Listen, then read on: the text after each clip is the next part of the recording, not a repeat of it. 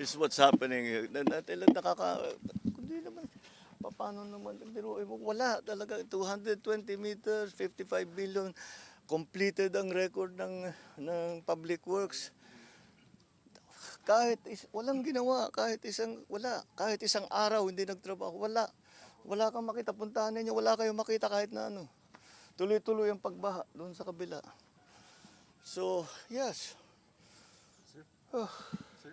If if all of these projects were properly executed and implemented, ang laki nang nawala na problema sana sa atin at sa mga taong bayan, at saka mas magiging maayos hanggang irrigation, hanggang water supply, fresh water supply for household. Pero ito yung ginagawa nila, talagang nakakapinsala pa sa mga local residents. So yes, it's no, I'm not disappointed. I'm angry. Sir, there's a COA fraud audit of Bulacan projects. Anong end goal nun, sir? Filing cases? Yes, if need be, of course. As I said, ang trato namin with all of this is, siyempre marami na. For example, falsification na ito. Yung ganito, dahil nag-report sila na completed. Hindi, kitang-kita naman na hindi completed. So immediately, that's a falsification. So that's already a very big violation. And for the big ones, talagang I'm thinking very hard to pipilahan natin sila na economic sabotage. Because economic sabotage is very clearly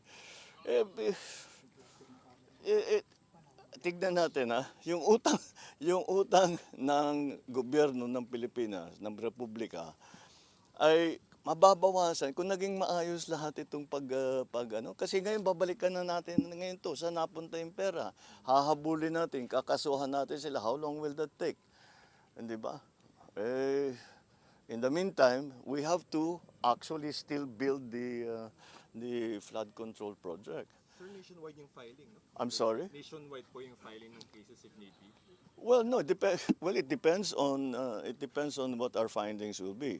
So there's a legal team working on that. But in the meantime, we are continuing to go through the records of Public Works and of the big contractors to see kung tumutugma yung kanilang report doon sa mga sinusumbong sa atin ng taong bayan.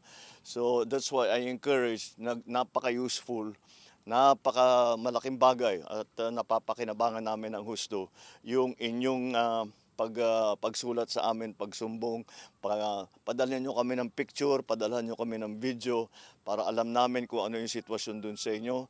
Pupuntahan natin, kung hindi ako makapunta, pupuntahan ng mga engineer natin para makapag-report sila sa atin na mabuti. At malaman talaga natin kung ano nangyari sa pondo, sino nagwaldas ng pondo, paano nangyari yun na ibigay yung kontrata doon sa mga ganyang klaseng kontratista.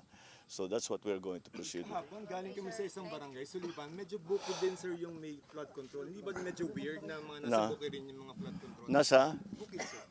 Well, maraming Parang